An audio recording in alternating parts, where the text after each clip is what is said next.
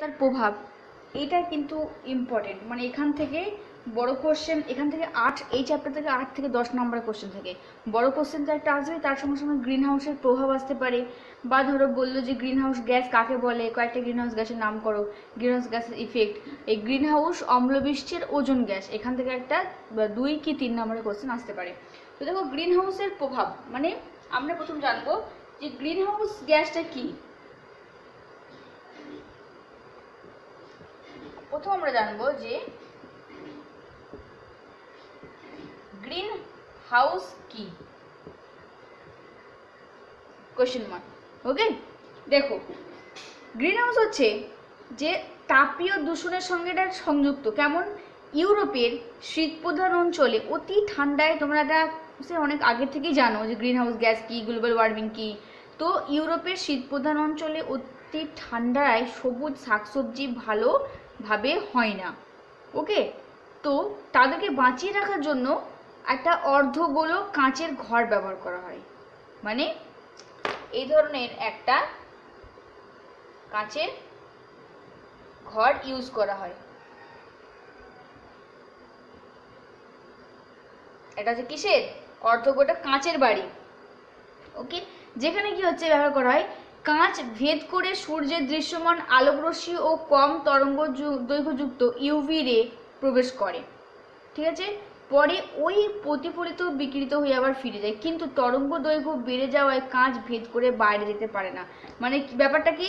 তাহলে কি বললাম, গ্রিন হাউস গ্যাস মানে হচ্ছে যে কোনটাকে বলবো গ্রিন হাউস গ্যাস, যে ইউরোপের শীতপ্রধান অঞ্চলে অতি ঠান্ডায়, এটা পুরোটা লিখতে হবে, ইউরোপের শীতপ্রধান অঞ্চলে অতি ঠান্ডায় সবুজ শাকসবজি ভালো চাষ হয় না, তাদেরকে বাঁচিয়ে রাখার জন্য অর্ধগোলকে যে কাঁচের ঘর ব্যবহার করা হয়, সেই কাঁচ ভেদ করে সূর্যের যে দৃশ্যমান আলোকরশ্মি এবং কম তরঙ্গ দৈর্ঘ্যযুক্ত ইউভি রে প্রবেশ করে। প্রবেশ করার পর ভিতরের তরঙ্গ দৈর্ঘ্যটা বেড়ে যাওয়ায় সেটা কাঁচ ভেদ করে আর বাইরে যেতে পারে না, ফলে ঘরের তাপমাত্রা বেড়ে যায় এবং সবুজ উদ্ভিদ সতেজ থাকে। একে বলা হয় গ্রিন হাউস। গ্রিন হাউস বোঝা গেছে? গ্রিন হাউস গ্যাস নয় কিন্তু, এটা হচ্ছে গ্রিন হাউস। বোঝা গেছে কোনটাকে বললাম গ্রিন হাউস? আচ্ছা, বিজ্ঞানী জ্যাক ফুরি তিনি পৃথিবীকে একটা গ্রিন হাউস বলে তিনি ব্যাখ্যা করেছেন। কেন না, পৃথিবীর চারিপাশের যে একটা গ্যাসীয় মণ্ডল আছে, গ্রিন হাউসের কাঁচের সঙ্গে তিনি তুলনা করেন, যে কাঁচের মতো এই চারিপাশে পৃথিবীকে ঘিরে আছে। সূর্য থেকে আগত রশ্মি ভূপৃষ্ঠে আপতিত হয়, পরে প্রতিফলিত হয়ে ফিরে যাওয়ার সময় মহাশূন্যে ফিরে না গিয়ে পুনরায় পৃথিবীতে আসে, আবহাওয়াকে উত্তপ্ত করে, একে বলেছেন। ঠিক আছে, তাহলে গ্রিন হাউস কাকে বলে বোঝা গেছে। গ্রিন হাউস কোনটা বলছে, যে কাঁচের ঘর ইউরোপের শীতপ্রধান দেশে, যেখানে শাকসবজি ভালো চাষবাস না হওয়ার জন্য, যেখানে কি হয় না, সূর্যের যে রে সেটা প্রবেশ করার পর সেখানে তরঙ্গের দৈর্ঘ্যের পরিমাণটা বেড়ে যায়, যে রেটা আর এই কাঁচের দেওয়াল ভেদ করে বাইরে প্রবেশ করতে পারে না, যার ফলে ভিতরের ঘরটা গরম থাকে এবং শাকসবজি ভালো থাকে, যাকে বলা যায় গ্রিন হাউস। ওকে, আর গ্রিন হাউসের ইফেক্ট বা প্রভাবটা কি? গ্রিন হাউসের প্রভাব যদি বলি তাহলে আমরা বলি যে পৃথিবীর বায়ুমণ্ডল গ্যাসের আবরণীর মধ্য দিয়ে কি হচ্ছে, অনেক ধরনের আলোক তরঙ্গ দৈর্ঘ্য মানে কি হয় পৃথিবীতে আসে, সেখান থেকে পুনরায় প্রতিফলিত হয়তো আবার সরাসরি জায়গায় পৌঁছতে পারে না, যার ফলে কি হয়, পৃথিবীতে যখন কোনো আলো তরঙ্গ দৈর্ঘ্য আসে, সেখানে থাকা বিভিন্ন যে গ্যাস, সেই গ্রিন হাউস গ্যাসের সঙ্গে মেশার ফলে পৃথিবীর তাপমাত্রাকে, সেই তাপমাত্রাটাকে অতিমাত্রায় বাড়িয়ে তোলে, যাকে বলা হচ্ছে গ্রিন হাউস এফেক্ট। এই যে পৃথিবীর মানে তাপমাত্রা ধীরে ধীরে এই যে বাড়তে থাকছে, এই বাড়তে থাকার জন্য কি হয় না, গ্রিন হাউস গ্যাসগুলো তৈরি হয়। ওকে, তাহলে গ্রিন হাউস গ্যাসগুলোর নাম কি? অনেকগুলো গ্রিন হাউস গ্যাস আছে, নামগুলো মুখস্থ করবে, কারণ পরীক্ষায় একটা এমসিকিউ কোশ্চেন দিল, হয়তো পরীক্ষায় এমসিকিউ কোশ্চেন দিল যে একটা গ্রিন হাউসের নাম দিল আর বাকিগুলো গ্রিন হাউস নয়, এরকম অপশন দিল।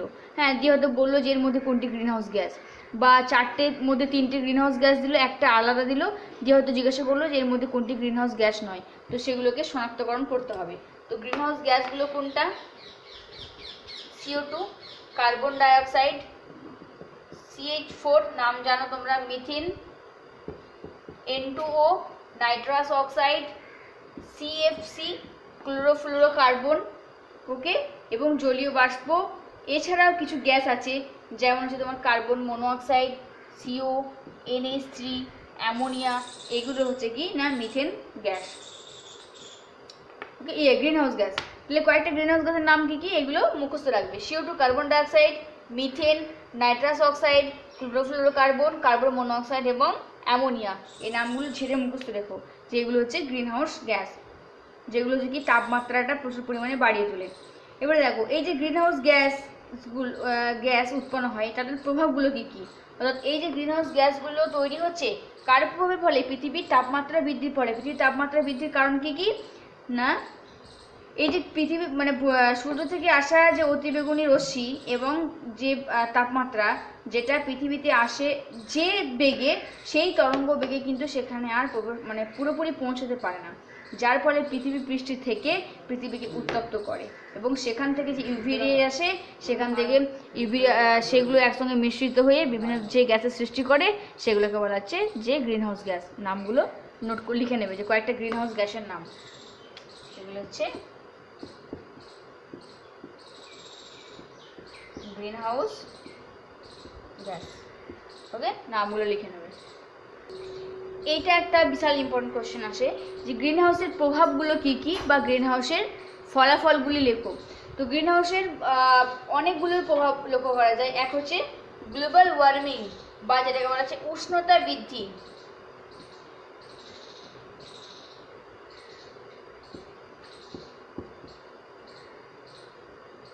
দেখো এখান থেকে একবার এক নম্বর কোশ্চেন আসতে পারে যে গ্লোবাল ওয়ার্মিং কাকে বলে। ওকে, গ্রিন হাউসের কুপ্রভাবগুলো লেখো, গ্রিন হাউসের প্রভাবগুলি লেখো একই কথা, বা গ্রিন হাউসের ফলাফল। প্রথম হচ্ছে কি উষ্ণতা বৃদ্ধি বা গ্লোবাল ওয়ার্মিং। এটা কি? দেখো এদের মধ্যে সবথেকে গ্রিন হাউস গ্যাসগুলোর মধ্যে সবথেকে গুরুত্বপূর্ণ গ্যাস হচ্ছে CO2 অর্থাৎ কার্বন ডাইঅক্সাইড। এটা হচ্ছে কি পরিবেশের মানে 1958 সালে পরিবেশের কার্বন ডাইঅক্সাইডের পরিমাণ ছিল 315 ppm। ওকে, ধীরে ধীরে কি হচ্ছে এই গড় উষ্ণতাটা বৃদ্ধি পেতে থাকে। শিল্পায়ন এবং মানুষের জ্বালানি ব্যবহার অরণ্য ধ্বংসের ফলে এই গ্রিনহাউস গ্যাসগুলির মাত্রা বেড়ে যাওয়ায় কি হয়, সর্বাধিক উত্তপ্ত ট্রপিক্যাল অঞ্চল থেকে বিকিরণ ও পরিচালনের প্রভাবে এই সারা পৃথিবীর তাপমাত্রা বেড়ে যাওয়াকে বলা হচ্ছে গ্লোবাল ওয়ার্মিং। তাহলে গ্লোবাল ওয়ার্মিং কি বললাম, যে শিল্পায়ন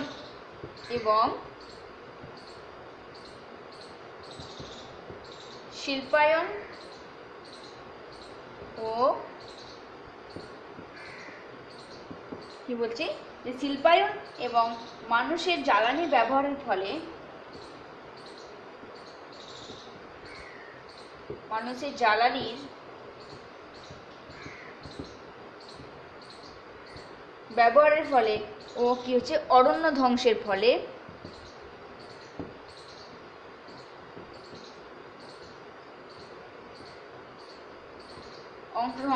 কি হচ্ছে গ্রিন হাউস গ্যাসগুলোর মাত্রা বাড়তে থাকছে। গ্রিন হাউস গ্যাসগুলোর মাত্রা বেড়ে যাওয়ায়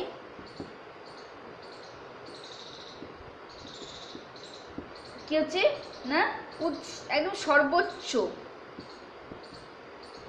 সর্বোচ্চ যে ট্রপিক্যাল অঞ্চল মানে যেখান থেকে একদম সর্বোচ্চ উঁচু যে অঞ্চল, সে অঞ্চলে বলা হচ্ছে সর্বোচ্চ ট্রপিক্যাল অঞ্চল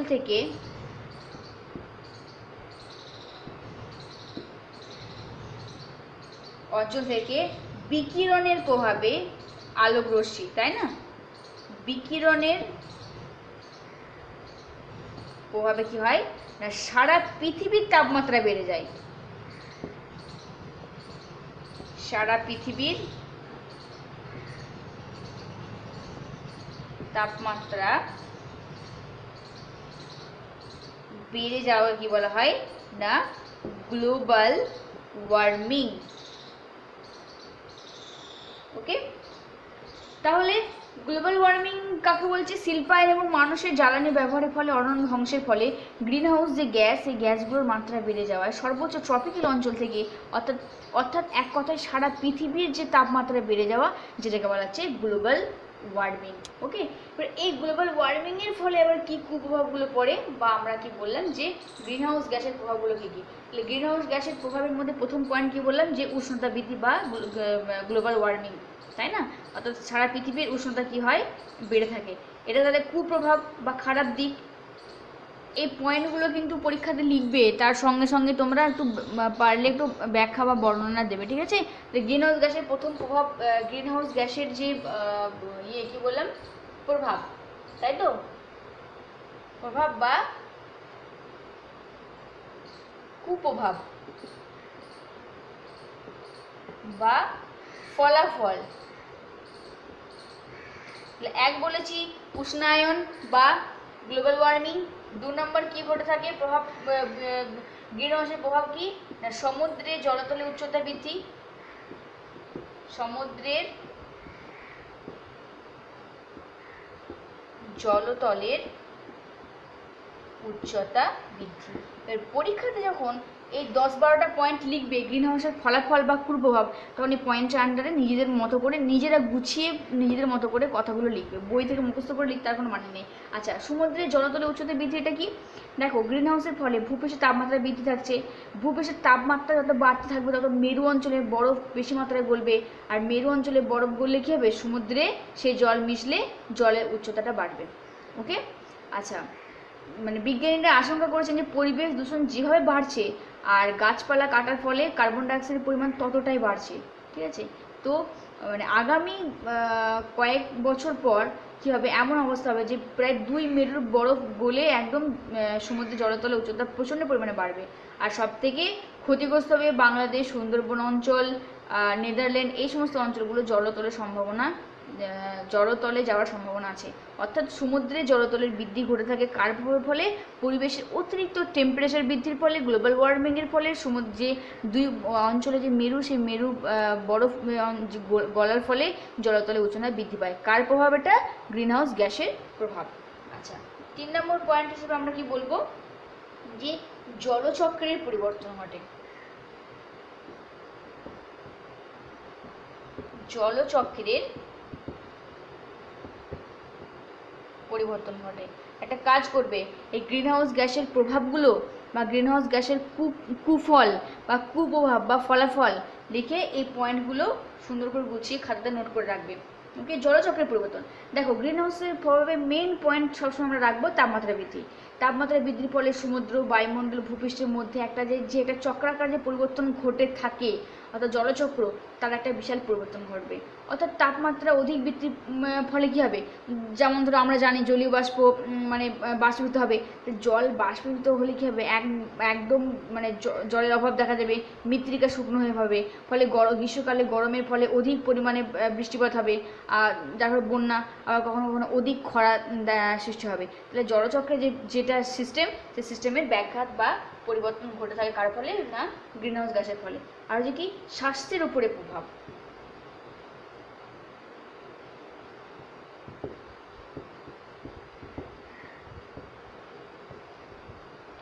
দেখো, স্বাস্থ্যের উপরে কি কি প্রভাব ঘটে থাকে।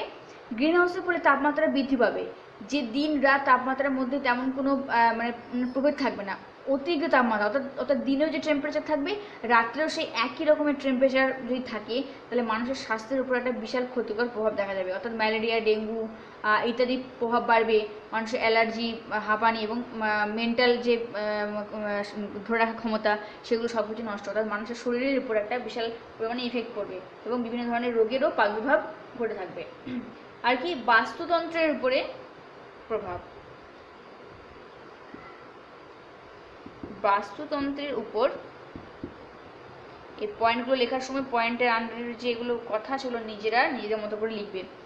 বাস্তুতন্ত্রের প্রভাব কি, গ্রিন হাউসের ফলে বিভিন্ন প্রাণী আর উদ্ভিদ, এই যে বলছি যে জলচক্রের পরিবর্তন হবে, সমুদ্রের জলতলের উচ্চতা বৃদ্ধি পাবে, উষ্ণতার পরিবর্তন ঘটবে। তাহলে এত কিছু জিনিস যদি ঘটে থাকে, তাহলে কি হচ্ছে, উদ্ভিদ এবং প্রাণীকুল উভয়ের ক্ষতি সৃষ্টি হবে।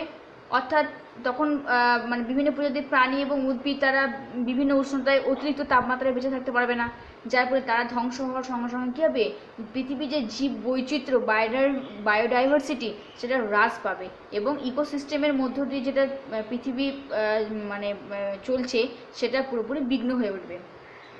কার প্রভাবে? সব কিছুই গ্রিন হাউস গ্যাসের ফলে। আচ্ছা, আর কি বনাঞ্চলের ওপর প্রভাব দেখা যাবে।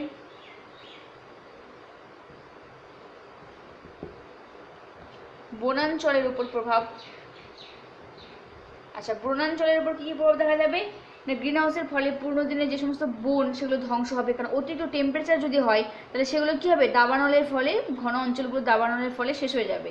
আচ্ছা, সেখানকার বনে বসবাসকারী প্রাণীরাও কী হবে, সেখান থেকে ছেড়ে অন্য জায়গায় বিলুপ্ত হয়ে যাবে। তো বিভিন্ন এই যে সমুদ্রের জলতলের উচ্চতা বৃদ্ধি, জলচক্রের পরিবর্তন, স্বাস্থ্যের উপর প্রভাব, বাস্তুতন্ত্রের প্রভাব, বনাঞ্চলের উপর ক্ষতিকর প্রভাব, গ্লোবাল ওয়ার্মিং, এই সব কিছু হয়ে থাকে কার ফলে, গ্রিনহাউস গ্যাসের ইফেক্টের ফলে। দেখো মরুভূমির উপরে প্রভাব কি হয়ে থাকে, এছাড়াও মরুভূমির উপরে প্রভাব লক্ষ্য করা যায় গ্রিনহাউসের ফলে দিনে দিনে টেম্পারেচার যদি অতিরিক্ত পরিমাণে বাড়তে থাকে তাপমাত্রা, তাহলে কী হবে, যে বিভিন্ন অঞ্চলে যে মৃত্তিকা, সেই মৃত্তিকা শুষ্ক হয়ে মরুভূমিতে পরিণত হওয়ার সম্ভাবনা থেকে যায়। তুষারমণ্ডলের উপর প্রভাব, এটা কি বিজ্ঞানীরা বলেছেন যে আগামী 100 বছরের মধ্যে উষ্ণতা বৃদ্ধির ফলে কী হবে, যে তুষার পর্বতমালা, সেখান থেকে তুষার প্রায় 1/3% গলে যাবে এবং নদীর জলের যে প্রবাহ সেটা এখনকার মতো থাকবে না। অর্থাৎ আগামী দিনে জলের যে কি অস্বাভাবিকতা, অর্থাৎ যদি গাছপালা যদি না থাকে বা অতিরিক্ত উষ্ণতা টেম্পারেচার থাকে, তাহলে কী হবে, সেগুলো শুকনো বা শুষ্কতার মাধ্যমে সেগুলো খরার সৃষ্টি হবে, যার ফলে কী হবে, সেখানে বন্যার বা বৃষ্টিপাতের সম্ভাবনা থাকবে না। আবার হচ্ছে কি অতিবৃষ্টি দেখা যাবে, অতিবৃষ্টির ফলে কি হতে পারে না, সেখানে বন্যা আবার লক্ষ্য করা যায়। তাহলে সব ক্ষেত্রেই মোটামুটি প্রভাব থেকেই থাকে। নদ নদী এবং জলাশয়ের উপর প্রভাব কি, তাপমাত্রা বৃদ্ধির ফলে বন্যা এবং খরার স্থিতিকাল বাড়বে। অর্থাৎ অতিরিক্ত টেম্পারেচারের জন্য যখন খরা সৃষ্টি হবে তখন সেই যে টাইম পিরিয়ডস, সেই টাইমটা হবে কি দীর্ঘদিন। আবার যখন বৃষ্টিপাত বা বন্যা দেখা দেবে, তখন সেই বন্যা হবে কি দীর্ঘ সময় ধরে চলতে থাকবে। অর্থাৎ কৃষিকাজের উপর একটা বিশাল পরিমাণে প্রভাব ফেলবে। এর পাশাপাশি জলজ যে প্রাণীরা, সেই প্রাণীরা প্রজননের অভাবে পৃথিবী থেকে বিলুপ্ত হয়ে যাবে। কারণ এই যে জিনিসগুলো, জলচক্রের পরিবর্তন, যদি মেরু অঞ্চলে বরফ গলতে থাকে, অতিরিক্ত তাপমাত্রার প্রভাবে যদি খরা এবং অতিরিক্ত বন্যা ইত্যাদি লক্ষ্য চলতে থাকে, তাহলে কি হবে, যে সমস্ত প্রাণী আছে সে সমস্ত প্রাণীরা তারা প্রজননের লিপ্ত না হতে পারার জন্য কি হবে, ধীরে ধীরে পৃথিবী থেকে বিলুপ্ত হওয়ার সম্ভাবনা থাকবে। সমুদ্র উপকূলের উপর প্রভাব ফেলে কি, মেরু অঞ্চলে বরফ গলে যাওয়ার ফলে সমুদ্রের যে জলতল, সে জলতলটা বৃদ্ধি পাবে। বরফ গলে যাওয়ার ফলে বন্যার পরিমাণ আরও বাড়বে এবং সমুদ্র সংলগ্ন যে সমস্ত অঞ্চল, সেই অঞ্চলগুলি কী হবে, জলের তলায় যাওয়ার সম্ভাবনা থেকে যায়। আর কি হয়, গ্রিনহাউসের ফলে খরা, বন্যা, সাইক্লোন, বিভিন্ন সমুদ্রের জলোচ্ছ্বাস ইত্যাদি যেমন প্রাকৃতিক বিপর্যয়ের সম্ভাবনা থাকে, তেমনি বিশেষ করে বিভিন্ন ধরনের রোগের প্রাদুর্ভাব ঘটে থাকে, যেমন ম্যালেরিয়া, কলেরা, প্লেগ প্রভৃতি মহামারী রূপেও লক্ষ্য করা যাবে। অর্থাৎ সাধারণ মানুষের যে জীবিকা, সেই জীবিকার উপরেও একটা বিশাল বড় প্রভাব দেখা দেবে, অর্থনৈতিক দিক থেকে অনেক ক্ষতিগ্রস্ত হবে লক্ষ্য করা যাবে। তাহলে এই যে গ্রিনহাউস গ্যাসের প্রভাব যে 10টা পয়েন্ট বলা হলো, এই 10টা পয়েন্টগুলো যখন যদি 3 মার্কসের আসে বা 5 মার্কসের, 3 মার্কসেরই হয়তো আসবে, এই পয়েন্টগুলো প্রত্যেকটা দিয়ে সেখান থেকে কী হবে না, পয়েন্টের আন্ডারে কিছু কিছু লিখতে হবে। আচ্ছা, গ্রিনহাউস গ্যাসগুলো বৃদ্ধির কারণ কি, এগুলো বৃদ্ধির কারণ দেখো, বায়ুমণ্ডলে এই গ্রিনহাউস গ্যাসগুলো নানা কারণে এগুলো বৃদ্ধির ফলে কি পৃথিবীর উষ্ণতা বৃদ্ধি করছে বর্তমানে, যেটা একটা বিরাট বড় সমস্যা। তো সেই গ্রিনহাউস গ্যাসগুলোর বৃদ্ধি, যেমন কার্বন ডাইঅক্সাইড, তো বায়ুমণ্ডলে প্রায় কার্বন ডাইঅক্সাইডের পরিমাণ কত, CO2 মানে কার্বন ডাইঅক্সাইড 0.03% হচ্ছে বায়ুমণ্ডলের পরিমাপ। তো কার্বন যে চক্র, এই চক্রের ফলে এই গ্যাসটা কি থাকে, একটা সাম্য অবস্থায় বা স্টেবল পর্যায়ে বিরাজ করে, কিন্তু বর্তমানে এই গ্যাসের পরিমাণটা কি হচ্ছে, ক্রমশ বেড়ে চলেছে। ওকে, মূলত কোন কোন কারণে, জীবাশ্ম জ্বালানির ব্যবহারের ফলে এই যে বাড়ছে, সেটা কারণ হচ্ছে জীবাশ্ম জ্বালানি। আচ্ছা, অতিরিক্ত গাছ কাটার পরিমাণ, গাছ কাটার ফলে,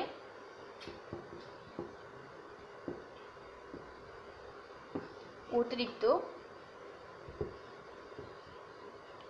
গাছ কাটার ফলে কি হচ্ছে, যে কার্বন ডাইঅক্সাইডের ভারসাম্য যেটা, সেই ভারসাম্যটা বিঘ্ন হচ্ছে। তাহলে বায়ুমণ্ডলে একটা নির্দিষ্ট মাত্রায় এটা থাকে 0.03%, ঠিক আছে।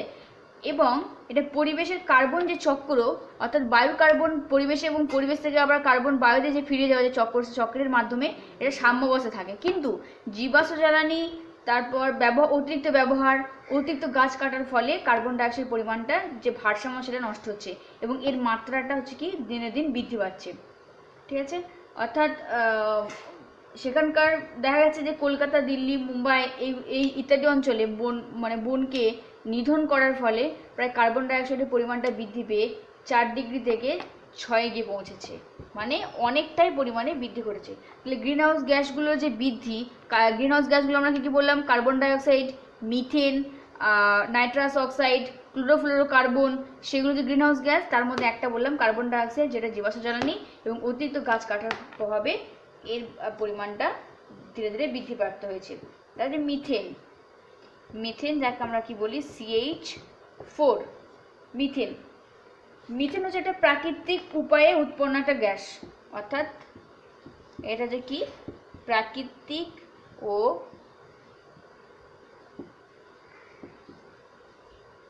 জলাভূমিতে উদ্ভিদ এবং প্রাণী পচনের ফলে যে গ্যাস সৃষ্টি হয় তাকে আমরা বলি মিথেন গ্যাস।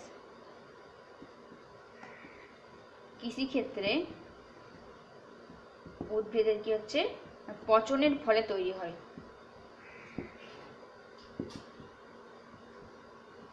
এই মিথেন গ্যাস প্রাকৃতিক এবং জলাশয়ের জলাভূমিতে কৃষিক্ষেত্রে পচনের ফলে তৈরি। এছাড়া বিভিন্ন জৈব বর্জ্য পদার্থ এবং জীবজন্তু দ্বারা তৈল খনি ইত্যাদি থেকেও কি হচ্ছে মিথেনের উৎপাদন হয়। তাহলে বিভিন্ন জৈব ক্ষেত্র এবং তৈল খনি থেকে কি হচ্ছে এই মিথেন গ্যাসটা উৎপন্ন হচ্ছে। তো সেই মিথেন গ্যাসের পরিমাণটা, মিথেন গ্যাসকে আলিয়ার আলো বলা হয়। অর্থাৎ মিথেন গ্যাস দেখবে শীতকালে বা কখনো কখনো লক্ষ্য করা যায় যে পুকুরের কি হচ্ছে যে জলের মাঝখানে হঠাৎ করে আগুন জ্বলতে দেখা যায়। তো সেগুলো কি হয়, সাধারণ মানুষ সেগুলোকে একটা কুসংস্কার হিসেবে ধরে নেয় যে সেইগুলো হয়তো কোনো ভূতের বা অন্য কিছু ব্যাপার আছে। কিন্তু আসলে এই যে জলাশয়ের মধ্যে মাঝখানে, পুকুরের মাঝখানে যে এই যে আগুন জ্বলতে থাকা, এর আসল কারণটা হচ্ছে মিথেন গ্যাসের প্রভাবের ফলে। অর্থাৎ দীর্ঘদিন ধরে সেই পুকুরে জমে থাকা বিভিন্ন পচা যে বস্তু, সেখান থেকে জন্মায় মিথেন গ্যাস। সেই মিথেন গ্যাস যখন তার মাত্রা অতিরিক্ত সীমা পার করে তখন সে আপনা আপনি জ্বলতে সাহায্য করে, সেজন্য একে আলেয়ার আলো বলা হয়ে থাকে মিথেন গ্যাসকে। তো এই মিথেন গ্যাসের পরিমাণটা কি হচ্ছে যে বর্তমান যুগে এখনকার দিনে ধীরে ধীরে বাড়তে চলেছে। নাইট্রাস অক্সাইড বিভিন্ন রাসায়নিক সার, কলকারখানা, মোটর গাড়ির ধোঁয়া ইত্যাদি থেকে এই নাইট্রাস অক্সাইডের উৎপত্তি। তাহলে এই যে কলকারখানার বিভিন্ন রাসায়নিক সার তৈরি কারখানা, মোটর গাড়ি ধোঁয়া, এগুলো তো প্রতিনিয়তই মানে কার্যকরী। তো সেখান থেকে যে এই যে নাইট্রাস অক্সাইডের পরিমাণটা দিনের পর দিন বেড়ে চলেছে। মোটামুটি 0.25% হারে এই গ্যাসের পরিমাণ বৃদ্ধিপ্রাপ্ত হয়েছে, যার ফলে হচ্ছে কি না পরিবেশের বিভিন্ন রকমের ইফেক্ট লক্ষ্য করা যায়। আর একটা হচ্ছে CFC, ক্লোরোফ্লোরোকার্বন যেটাকে বলছি। এই ক্লোরোফ্লোরোকার্বন কিন্তু প্রাকৃতিতে এই গ্যাস পাওয়া যায় না, অর্থাৎ প্রকৃতিতে এই গ্যাস পাওয়া যায় না। ঠিক আছে, বিভিন্ন রেফ্রিজারেটর, বিভিন্ন শীত, দেখো এই যে CFC, এই আর একটা হচ্ছে তোমার গ্রিন হাউস গ্যাস হচ্ছে নাম কি CFC, তাই তো, অর্থাৎ ক্লোরোফ্লোরোকার্বন। এই ক্লোরোফ্লোরোকার্বন কিন্তু প্রাকৃতিতে পাওয়া যায় না। ওকে, এটা বিভিন্ন বাড়িতে ব্যবহার করা ফ্রিজ, রেফ্রিজারেটর যেটা বলছি, বিভিন্ন শীত তাপকে নিয়ন্ত্রক যন্ত্র, প্লাস্টিক, ফোম ইত্যাদিতে এই ক্লোরোফ্লোরোকার্বনটা ব্যবহৃত হয়। এই গ্যাস বায়ুস্তরে প্রায় বহুত আগে থেকে এটা থেকে যায়, কিন্তু মানে প্রাকৃতিতে সেরকমভাবে এটা পাওয়া যায় না। তো এই গ্যাসের কী হচ্ছে মানে দৈনন্দিন জীবনে রেফ্রিজারেটর, ফ্রিজের আর শীততাপ নিয়ন্ত্রণ যন্ত্রের ব্যবহারের ফলে কী হচ্ছে না এই গ্যাসের মাত্রা অতিরিক্ত হারে বাড়তে চলেছে, বেড়ে থাকছে। ওকে, এছাড়া অন্যান্য গ্যাস কি, অন্যান্য কিছু গ্যাস, যে সমস্ত গ্যাস কী হচ্ছে না পরিবেশে প্রচুর পরিমাণে বৃদ্ধি পাচ্ছে বিভিন্ন দূষণের ফলে। ওকে, আচ্ছা, এরপরে দেখো গ্রিন হাউসের প্রভাব এবং এই বিশ্ব উষ্ণতা বৃদ্ধির ঘটনা, এটা কমানোর উপায়টা কী। অর্থাৎ গ্রিন হাউস গ্যাস বৃদ্ধি বা এর সঙ্গে বলা যেতে পারে যে এর সঙ্গে কী বলতে পারি, বৃদ্ধি বা একে কী করা যাবে ও বিশ্ব উষ্ণায়ন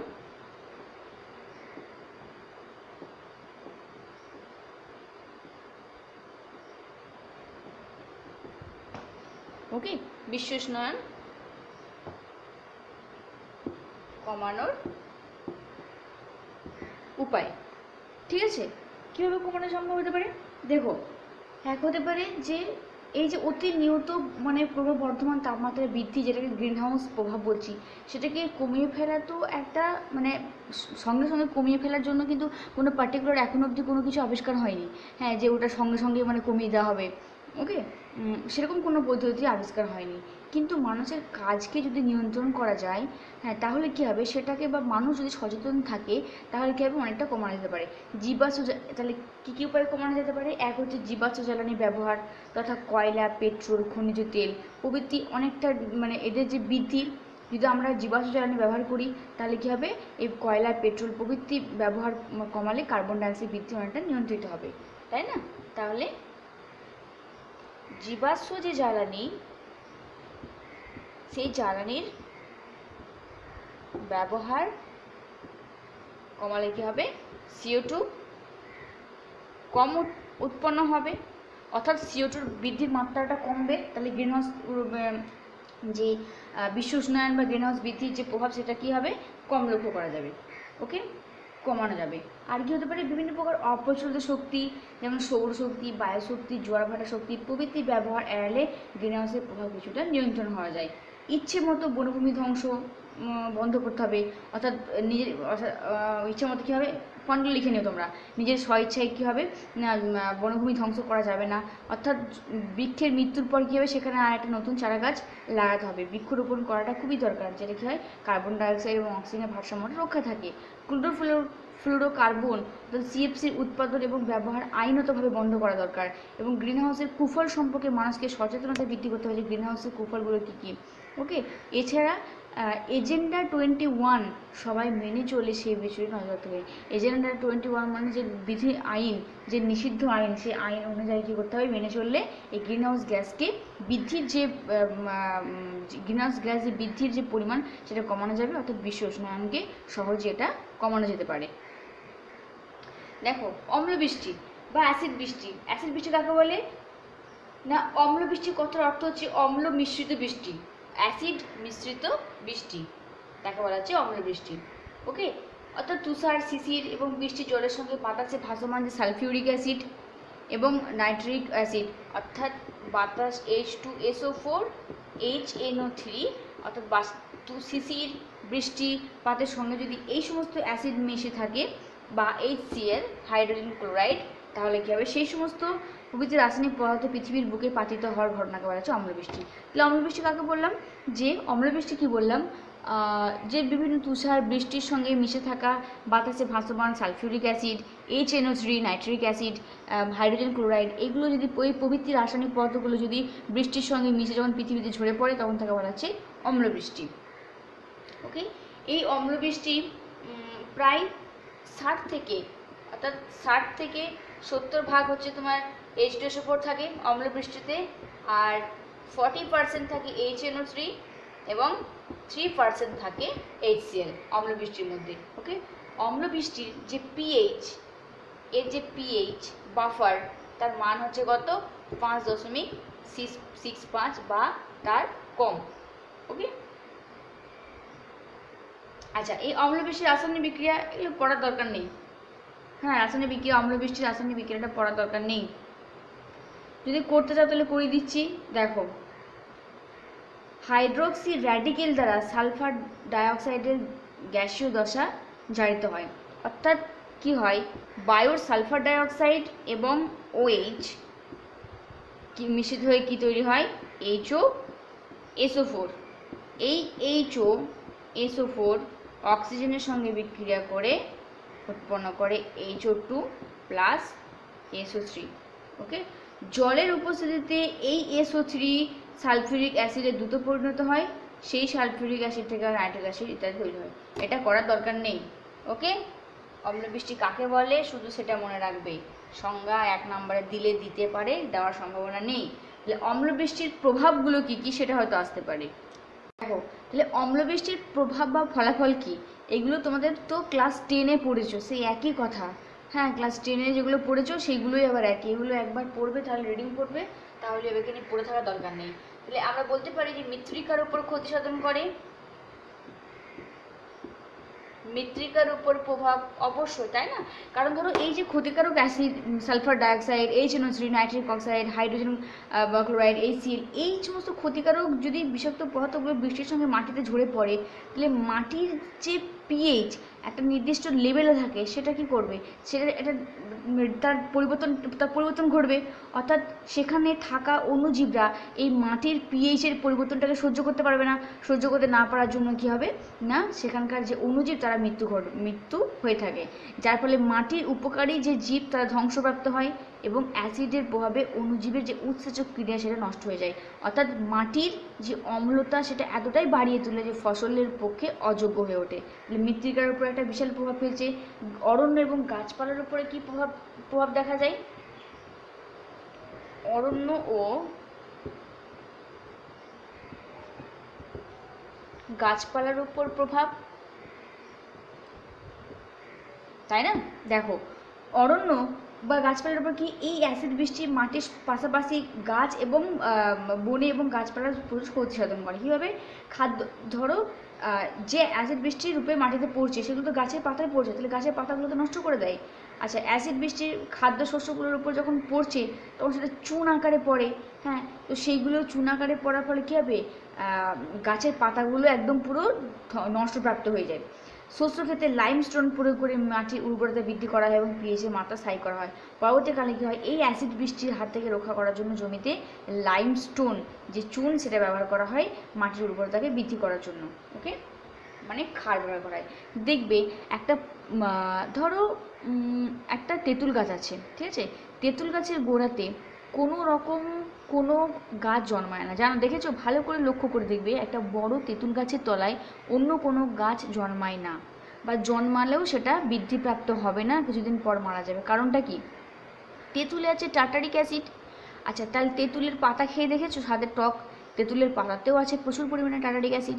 তাহলে সেই টার্টারিক অ্যাসিড অর্থাৎ তেঁতুলের পাতা তো অসংখ্য গাছের নিচে ঝরে পড়ে, সেই পাতাগুলো পচে গিয়ে মাটিতে মিশছে। তাহলে সেই তেঁতুল গাছের গোড়ার যে মাটি, সেই মাটির একদম অম্লতাটা বিশাল পরিমাণে বেড়ে যায়, যার ফলে সেখানে কিন্তু কোনো উদ্ভিদ জন্মায় না। এবার তুমি যদি ভাবো যে হ্যাঁ, ওখানে উদ্ভিদ আমি লাগাবো, বসাবো, তাহলে কি করতে হবে?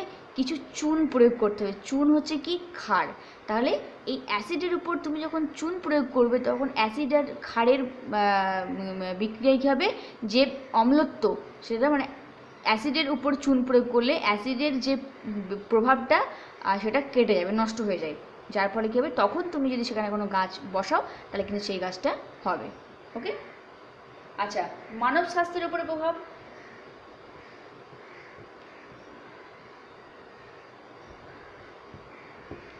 মানব স্বাস্থ্যের উপরে প্রভাব, দেখো, মানুষের স্বাস্থ্যের উপরে কী প্রভাব দেখা যায়? স্বাস্থ্যের ক্ষতি সাধন করে, কারণ বৃষ্টির জলে অ্যাসিডের মাত্রায় প্রচুর লঘু মাত্রায় থাকে। সালফার ডাইঅক্সাইড, HNO3, এইগুলো বৃষ্টির মধ্যে থাকে। তাহলে সেই সকল উপাদানের যদি মানুষের শরীরে প্রবেশ করে, মানে বৃষ্টি যদি মানুষের শরীরে গায়ে লাগে, সেখানে বিভিন্ন ধরনের ঘা দেখা যেতে পারে।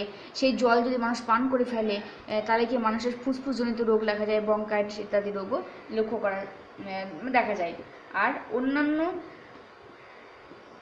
অন্যান্য প্রতিকূল প্রভাব কি? অন্যান্য প্রতিকূল প্রভাব আমরা জানি, বিভিন্ন সৌন্দর্য স্মৃতিসৌধ, অট্টালিকা যেগুলো আছে সেগুলোতে লাইমস্টোন বা মার্বেল নির্মিত, তাই না?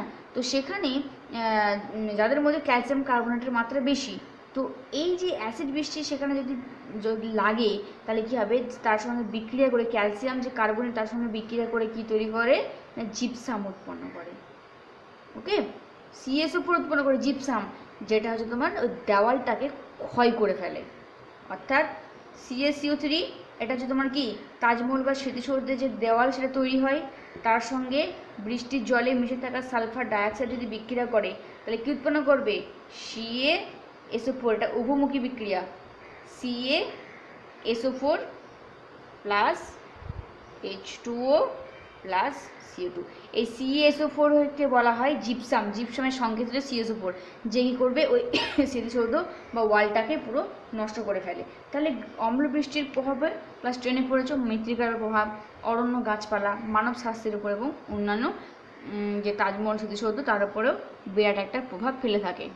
দেখো ওজোন গহ্বর বা O3 হোল বা ওজোন হোল, তোমরা নামটা আগে শুনেছো। তো ওজোন কি, what is O3? Ozone, ozone হচ্ছে একটা নীলাভ, হালকা নীলাভ আষ্টে গন্ধযুক্ত এক প্রকারের গ্যাস। এটা হচ্ছে নীলাভ গন্ধযুক্ত একটা আষ্টে গ্যাস, ওকে, বিশেষ প্রকারের। এটি ওজোন অণুর মধ্যে 3টি অক্সিজেন পরমাণু, অর্থাৎ একটা ওজোন অণুর মধ্যে কি থাকে না O plus O plus O, 3টে অক্সিজেন পরমাণু। পরমাণু বড় না অণু বড়? অণু বড়, অনেকগুলো পরমাণু নিয়ে তো তৈরি হয় অণু। তো ওজোনে অণু তৈরি হয় 3টে পরমাণুর সাহায্যে, ওকে। ওজোন হচ্ছে একটা নীলাভ গন্ধযুক্ত একটা বিশেষ প্রকারের গ্যাস। বায়ুমণ্ডলে ওজোন কীভাবে সৃষ্টি হয়েছে? বায়ুমণ্ডলে অক্সিজেন সূর্যের অতিবেগুনি রশ্মির প্রভাবে অক্সিজেন পরমাণুতে ভেঙে যায়। অর্থাৎ বায়ুমণ্ডলে যে আমরা অক্সিজেনকে কি সংকেতে প্রকাশ করি? O2, ও কিন্তু বলি না। সেই অক্সিজেন কি করে না, মানে একটা অক্সিজেন অণু কি হচ্ছে, সূর্যের যে অতিবেগুনি রশ্মি ইউভি রে, এই ইউভি রে এর প্রভাবে কি হচ্ছে, এটা দুটো অক্সিজেন পরমাণুতে ভেঙে যায়। একটা অক্সিজেন অণু অতিবেগুনি রশ্মির প্রভাবের ফলে দুটি অক্সিজেন পরমাণুতে ভেঙে যায়। বোঝা গেছে? এই অক্সিজেন পরমাণুর সঙ্গে অক্সিজেন অণুর রাসায়নিক সংযোগ হলে তখন সেটাকে বলছে যে O3। বোঝা গেছে? এবারে এই দেখো, একটা অক্সিজেন অণু, একটা ওজোন অণু, ঠিক আছে, যখন আবার একটা অক্সিজেন পরমাণুর সঙ্গে যুক্ত হয় তখন তৈরি হচ্ছে O3 বা ওজোন। কি বললাম? বাতাসে থাকা অক্সিজেন, এক অণু অক্সিজেন অতিবেগুনি রশ্মির সঙ্গে বিক্রিয়া করে বা অতিবেগুনি রশ্মির প্রভাবে দুটি অক্সিজেন পরমাণুতে ভেঙে যায়।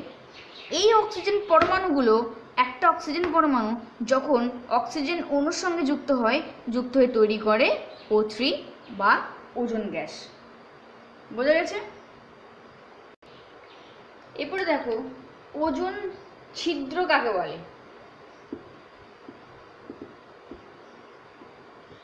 ওজোন ছিদ্র কাকে বলে? এটা কি? এটা হচ্ছে পৃথিবীর চারিপাশে স্ট্র্যাটোস্ফিয়ার। আমরা জানি বায়ুমণ্ডলের কয়টি স্তর? ট্রোপোস্ফিয়ার, স্ট্র্যাটোস্ফিয়ার, মেসোস্ফিয়ার, আয়নোস্ফিয়ার, তাই তো? সেই ট্রোপোস্ফিয়ারের পরের স্তর, অর্থাৎ ভূপৃষ্ঠ থেকে 50 কিমি উপরে। তাহলে পৃথিবীর চারিপাশে স্ট্র্যাটোস্ফিয়ারের উপরে থাকা পুরো ওজোন যে স্তর বিচ্ছিন্ন হয়ে যে ছিদ্রের সৃষ্টি করে তখন তাকে বলছে ওজোন ছিদ্র। ওজোন স্তর কাকে বলবো না, এই যে পৃথিবীর চারিপাশে স্ট্র্যাটোস্ফিয়ারের যে পুরো একটা স্তর দেখা যায় যা ওজনের, তাকে বলা হচ্ছে ওজোন স্তর। অর্থাৎ O3 গ্যাসের পৃথিবীর চারিপাশে স্ট্র্যাটোস্ফিয়ার অঞ্চলে কি হচ্ছে, স্ট্র্যাটোস্ফিয়ারের উপরে থাকা যে স্তর তাকে বলা হচ্ছে ওজোন স্তর। আর ওজোন ছিদ্র কাকে বললাম না, পৃথিবীর চারিদিকে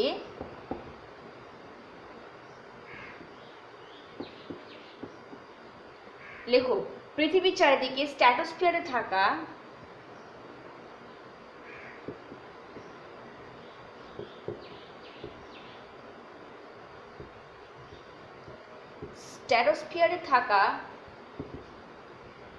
স্ট্র্যাটোস্ফিয়ারের উপরে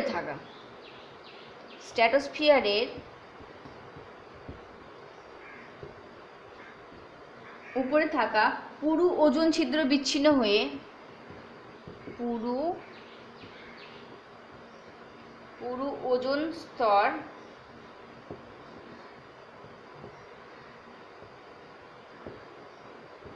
বিচ্ছিন্ন হয়ে যে ছিদ্রের সৃষ্টি করে তাকে বলা হচ্ছে ওজোন ছিদ্র। বোঝা গেছে? অর্থাৎ স্ট্র্যাটোস্ফিয়ারের অঞ্চলে যে পুরো একটা লেয়ার, যে আস্তরণ, যে স্তর থাকে যাকে বলা হচ্ছে ওজোন স্তর। ওজোন গ্যাসের একটা আস্তরণ থাকে, সেজন্য তাকে বলা হচ্ছে ওজোন স্তর। সেই ওজোন স্তর যদি বিচ্ছিন্ন হয়ে যায়, কার দ্বারা? ইউভি রে সাহায্যে হতে পারে। সেই বিচ্ছিন্ন হয়ে যে ছিদ্রের হোল বা গর্তের সৃষ্টি করে তাকে বলা হচ্ছে ওজোন গহ্বর বা ওজোন হোল বা ওজোন ছিদ্র। বোঝা গেছে? সেই ওজোন স্তরের যে স্তর যদি বিচ্ছিন্ন হয়ে যায় তখন সেটাকে বলা হচ্ছে ওজোন ছিদ্র।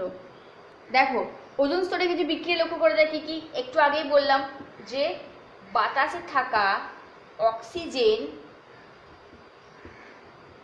কি হচ্ছে ইউভি রে অর্থাৎ সৌরশক্তি, ওকে, সৌরশক্তি আর হচ্ছে ফোটন কণার দ্বারা এটা ভেঙে গিয়ে কি হচ্ছে দুটো অক্সিজেন পরমাণুতে পরিণত হচ্ছে, অক্সিজেন পরমাণু বা মূলক। ওকে, তারপরে কি হয়, উৎপন্ন অক্সিজেন যে পরমাণু সেই ও পরমাণু আবার কি করে, যখন O2 অর্থাৎ অক্সিজেন অণুর সঙ্গে যুক্ত হয় তখন তৈরি করে O3, যাকে আমরা বলছি ওজোন। বোঝা গেছে? তাহলে প্রথমে দুটি পরমাণু তো ভাঙছে, সেই পরমাণু যখন অক্সিজেন অণুর সঙ্গে যুক্ত হলে তখন সেটা তৈরি হচ্ছে O3। ঠিক আছে, পরবর্তীকালে কি হয়, এই যে O3 ওজোন অণু, সেই ওজোন অণু যখন আবার একটা ও পরমাণু, এটা হচ্ছে অক্সিজেন পরমাণু, তাই না? অর্থাৎ পরবর্তীকালে ওজোন যখন অক্সিজেন পরমাণুর সঙ্গে যুক্ত করে পুনরায় আবার কি তৈরি করে, দুটো অক্সিজেন অণু তৈরি করে। এটা কি না অক্সিজেন অণু। তাহলে দেখো অক্সিজেন হচ্ছে সৌরশক্তি দ্বারা বিভাজিত হয়ে দুটো ও পরমাণু তৈরি হচ্ছে,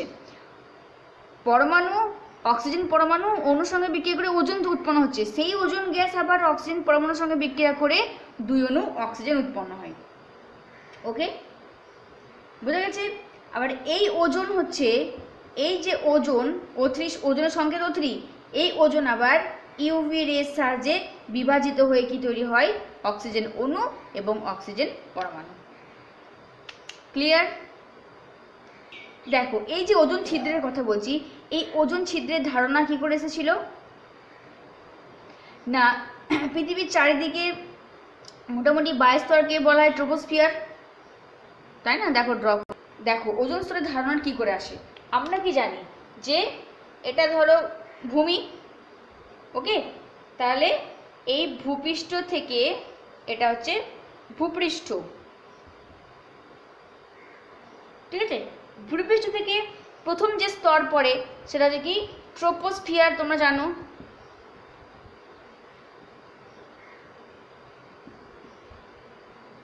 ট্রোপোস্ফিয়ার স্তর পড়ে, ঠিক আছে? সেই ট্রোপোস্ফিয়ার স্তরের উপরে যে লেয়ার, এই লেয়ারটাকে কি বলা হচ্ছে স্ট্র্যাটোস্ফিয়ার।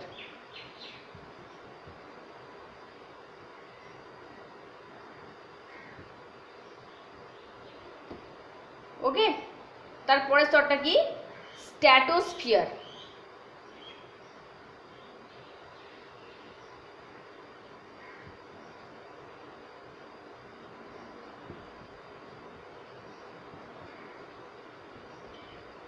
ট্রোপোস্ফিয়ার যেটা ভূপৃষ্ঠ থেকে মোটামুটি 14 কিমি, ওকে, ট্রোপোস্ফিয়ার, সেখান থেকে প্রায় 30 কিমি আপ হচ্ছে স্ট্র্যাটোস্ফিয়ার, ঠিক আছে? এই স্ট্র্যাটোস্ফিয়ারে কি হয়, এই স্ট্র্যাটোস্ফিয়ারে কি হচ্ছে O3, ওকে, যেটাকে আমরা বলছি ওজোন, সেই ওজোন পাওয়া যায় স্ট্র্যাটোস্ফিয়ার অঞ্চলে। তাহলে যে স্তরের মধ্যে ওজোন গ্যাস পাওয়া যায় সেই স্তরটাকে বলা হচ্ছে ওজোনোস্ফিয়ার, ওকে, যে স্তরের মধ্যে ওজোন পাওয়া যায় তাকে বলা হচ্ছে ওজোনোস্ফিয়ার। এরপরে দেখো কি হচ্ছে, সূর্যের ইউভি রে, এই ইউভি রে এসে কিছুটা কি হচ্ছে প্রতিফলিত হয়ে যাচ্ছে, আর কিছুটা এসে কোথায় পড়ছে, এই ওজোন স্তরে এসে পড়ছে, ঠিক আছে? এরপর কি হয় দেখো, এই ওজোন স্তরে এসে পড়ার পর একটু আগেই বললাম যে যখন এই স্তরের মধ্যে যদি কোনো কি তৈরি হয়, ওজোন হোল তৈরি হয়, ওজোন ছিদ্র তৈরি হয়, তখন কি হবে, এখান থেকে আসা সে ইউভি রে এই ওজোন হোলের মধ্য দিয়ে, যদি কোনো ওজোন ছিদ্র তৈরি হয় তাহলে সেই ওজোন ছিদ্রের মধ্য দিয়ে সেটা কি হবে, এই ভূপৃষ্ঠে এসে পৌঁছাবে। এটা হচ্ছে ওজোন ছিদ্র। ওকে, সূর্য থেকে আসা ইউভি রে প্রথমে আছে স্ট্র্যাটোস্ফিয়ারে, স্ট্র্যাটোস্ফিয়ার অঞ্চলে, যাকে ওজোনোস্ফিয়ার বলা হচ্ছে, যে স্ট্র্যাটোস্ফিয়ার অঞ্চলে ওজোন গ্যাস পাওয়া যায়। এই ওজোন স্তরে যদি কোনো ছিদ্র দেখা যায় বা হোল সৃষ্টি হয়, গর্তের সৃষ্টি হয়, যাকে ওজোন গহ্বর বলছি, সেই গর্ত, সেই হোল ভেদ করে কি হচ্ছে, ইউভি রে ভূপৃষ্ঠে এসে পৌঁছায়। এবং ভূপৃষ্ঠে এসে পৌঁছানোর পর কী করে না, বিভিন্ন রকম ক্ষতি সাধন করে, যেমন ত্বকের